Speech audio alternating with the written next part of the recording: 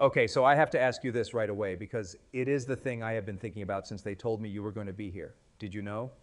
When you were writing Othello, when Iago is out there telling the audience everything, did you know that you were doing the most sophisticated piece of audience manipulation in the history of Western drama? I knew the audience would not leave. That is what I knew. That is such a writer's answer. That is exactly what that is. But I mean it precisely. When Iago speaks to the house, when he takes them into his confidence, the audience becomes complicit. They cannot go anywhere. They are holding a secret that Othello does not have, and they are watching what that secret does to a man they love. The audience is trapped. That's what you're saying. You've made them accessories. Willing ones, they paid for the experience of being trapped. That is the contract. The contract. Okay, I use that word too. Genre is a contract. When somebody sits down to watch one of my movies, they have already agreed to certain terms. They know the genre, they know the grammar. My job is to write inside that grammar in a way that makes them feel like they're hearing something new. And where did you learn that grammar? Every movie ever made. I worked in a video store, I watched everything, I treated it like a graduate program that happened to also have great snacks. I had the classical tradition. Ovid, Plutarch, Holinshed, the earlier plays that nobody talks about anymore because I wrote after them. The well was not empty when I arrived. I drank from it constantly. You were remixing. Entirely. I knew it. I have been saying this for 30 years, and people look at me like I'm making excuses for myself. Shakespeare was a remixer. He was taking existing material and doing something to it that the source couldn't do on its own. The source is clay. You are the thing that fires it. Yes, exactly. Because here's the thing. When you take something the audience already knows, a story they've already heard, that's not a handicap. That is a weapon. They think they know what's coming, and that assumption is exactly what you use to destroy them. Romeo and Juliet. The audience in my theater knew the story. It was a poem before I touched it. They knew the lovers would die. So you have an audience sitting there watching two kids fall in love, and they already know that these kids are going to be dead before the end of the afternoon. Every sweet moment is a funeral. They cannot stop it. They can only watch. That is so brutal. That is such a brutal move. The brutality is the point. They care more, not less, because they know. Ignorance is not investment. Knowledge is investment. Okay, so in Pulp Fiction, the briefcase, everybody talks about the briefcase. What's in the briefcase? And the honest answer is that what's in the briefcase doesn't matter. What matters is that the audience knows it's going to be opened. They are sitting there waiting for that moment, and the waiting is everything. The withheld revelation. You postpone what the audience knows is coming, and the postponement is where they live. Exactly. The between space. That's where drama happens, not in the event, in the approach to the event. I had Juliet wake up. And Romeo was already dying on the floor, and every person in that theater knew what was about to happen, and I made them watch anyway. I can't even... That is so mean. That is so specifically, deliberately mean. Theater is not kind, it is honest. But here's where I want to push back a little, because I think we do this differently. You use the soliloquy. You let the character turn to the audience and narrate what's happening inside them. Hamlet tells us he's considering suicide. He tells us he speaks the architecture of his own mind out loud. And you find this indecorous? I find it incredible, actually. I'm not criticizing it. But in a movie, you can't do that. The camera is too literal. The moment a character turns to the lens and starts telling you what they feel, you've broken something. Because the camera is already an eye. To add another eye is redundant. Right. The camera is always watching. So my characters have to reveal their interiors through behavior, through what they say when they think they're talking about something else. Jules and Vincent in the car, talking about foot massages. That is a conversation about power and submission, and whether violence has moral weight. But they're talking about foot massages. The subtext speaks louder when it is not named. In film, it does. But I wonder, and I genuinely wonder this, whether you miss something by not letting the character speak directly. Hamlet's soliloquy is the most efficient piece of interiority in literary history. We know everything about that man in 8 minutes. You know everything he will allow you to know.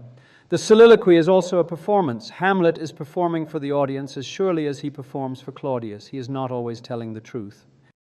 Wait, you're saying Hamlet lies to the audience? I'm saying Hamlet lies to himself, and the audience sees both the lie and the liar simultaneously. That is what the form permits. Oh, that's genuinely new to me. I've read the play 40 times, and I never thought about it that way. The character who narrates himself is still a character. He has motives for the story he tells. So the soliloquy is its own kind of dramatic irony. The audience knows more than Hamlet does about what Hamlet is saying. Now you have it.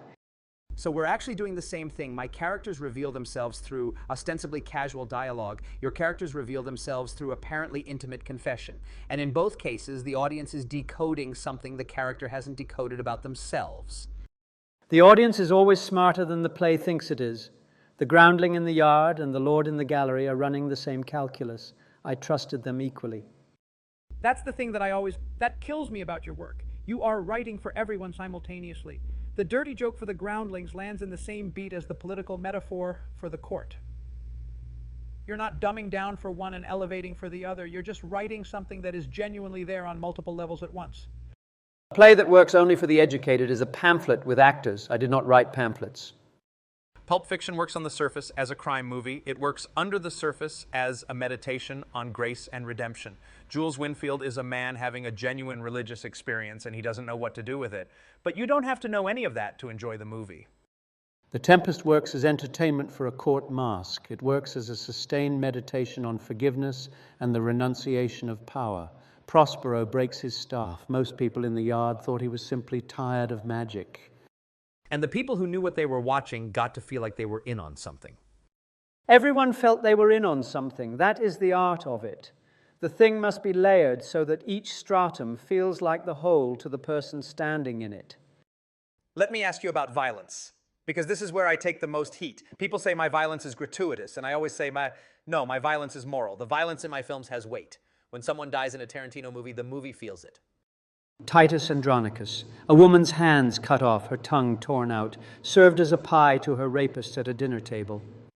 I love Titus so much.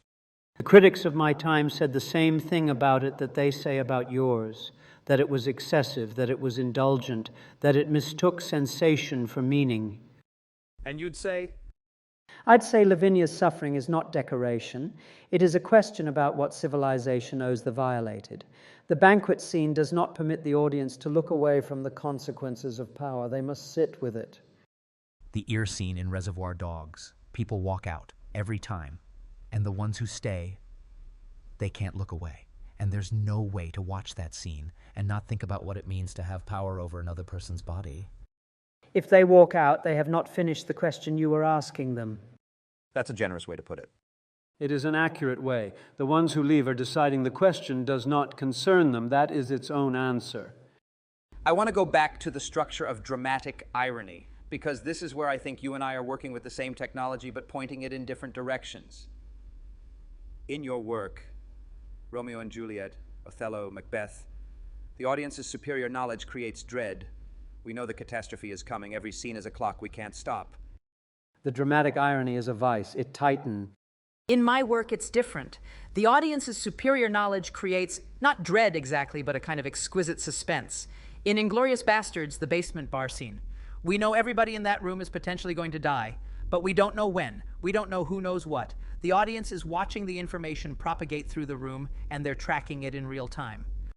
You have distributed the knowledge.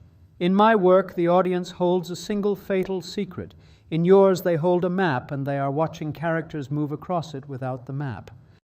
And the dramatic irony in my case generates, I'd call it tactical suspense. The audience is figuring out the geometry of the situation faster than the characters and then waiting for the characters to catch up, or not catch up. Or not catch up. That is where it lives. In Hamlet, does Hamlet know more than the audience or less? He knows what he knows in each moment. He withholds from the audience by withholding from himself. He does not name what he will not name. He's unreliable. His own interiority is unreliable. The most human thing I ever wrote. What did you think the play was going to be when you started it? A revenge play.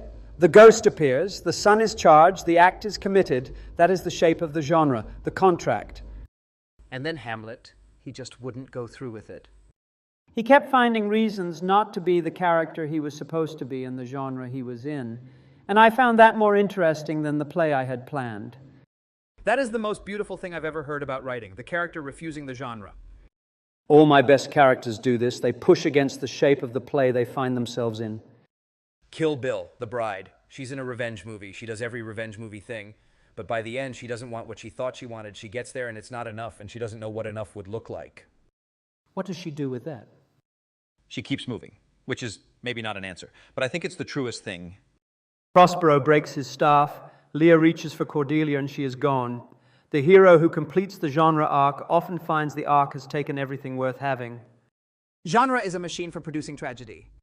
If you use it seriously, yes. Last thing I want to ask you, the audience. You keep saying you trusted the audience. What does that mean to you? Because I feel like most of what I've spent my career fighting against is people who don't trust the audience. To not trust the audience is to not trust being alive. They have loved and buried and feared. They have felt the thing you are making them feel before you made them feel it. You are not introducing them to grief or desire or the terror of the clock. You are reminding them the play is a mirror held up to a life they are already living. The purpose of playing, whose end both at the first and now was and is to hold as 'twere the mirror up to nature. You have read your Hamlet. I read everything. That's the whole deal. Then you know that Hamlet was not giving the players advice. He was giving himself advice. He was telling himself what the play was for because he still could not act. The playwright in the middle of the play, instructing the players, stalling. And the audience knows. They always know.